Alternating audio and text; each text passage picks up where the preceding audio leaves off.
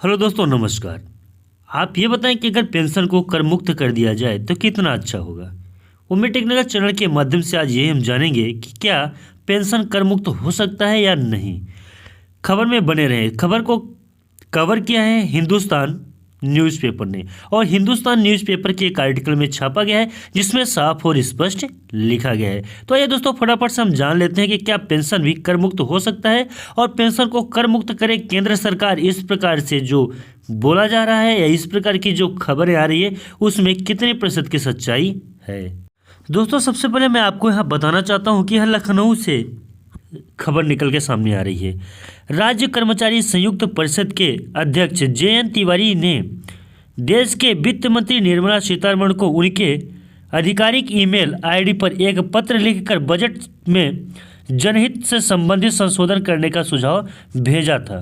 देखिए, यहाँ पे मैं आपको बताना चाहूँगा कि संशोधन का सुझाव क्या है, और देखिए संशोधन क्यों होना चाहिए। तो यह सबसे ऊपर दो बिंदु दिया है। व्यापारी समेत शहर के कई संगठनों ने रखी अपनी मांग। ये सिर्फ व्यापारियों की ही बात नहीं है, बहुत सारे और भी संगठन हैं जिन्होंने इस प्रकार की मांग कर रहे हैं कि केंद्र सरकार पेंशन में कर ना ले। दूसरा बात है कि दूसरे दिन भी जारी रहा अवकलन, लोगों से रखी अपनी राय।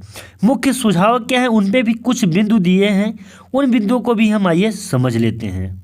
हालांकि पेपर में इतने बारीकी से लिखा गया है कि इसे समझ पाना बहुत ही मुश्किल है, लेकिन इसके बावजूद भी हम आपको बताने और समझाने की कोशिश करेंगे।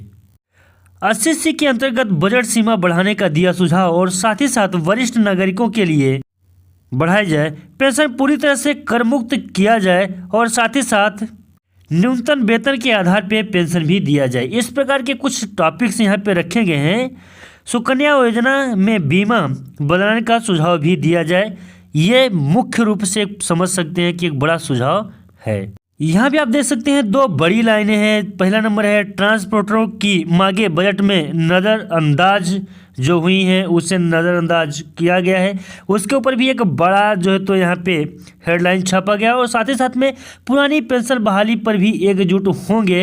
ये समस्त जो भी कर्मचारी हैं उनके बारे में बताया जा रहा है कि पुरानी पेंशन बहाली पर भी एकजुट होंगे और ये भी मांग करेंगे। आगे की यहाँ खबर आप देख सकते हैं। बजट पर राय क्या है, 1500 करोड़ रुपए से बनाया जाए राहत कोष। व्यापारी राहत कोष बनाने की उठाई गई मांग।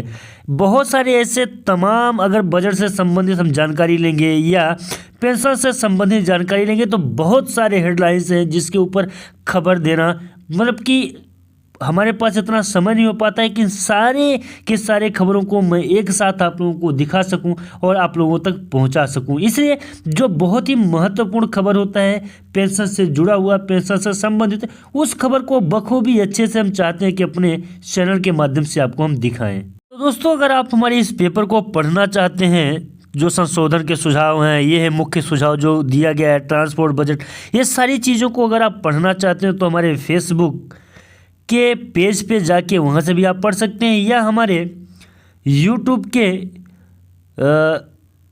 स्टोरी में जाके आप उसे अच्छे से पढ़ सकते हैं और समझ सकते हैं। हालांकि मैं खबरों के माध्यम से प्रत्येक दिन पेंशन से संबंधित जो भी नई योजनाएं होती हैं और पेंशन से संबंधित जो भी जानकारी होती है वीडियो के माध्यम से आप लोगों तक मैं पहुंचा देता हूं। तो जानकारी आपको कैसा लगता है? अगर पेंशन से संबंधित आपको भी जानकारी चाहिए तो आप भी हमें चैनल पर सब्सक्राइब कर लें।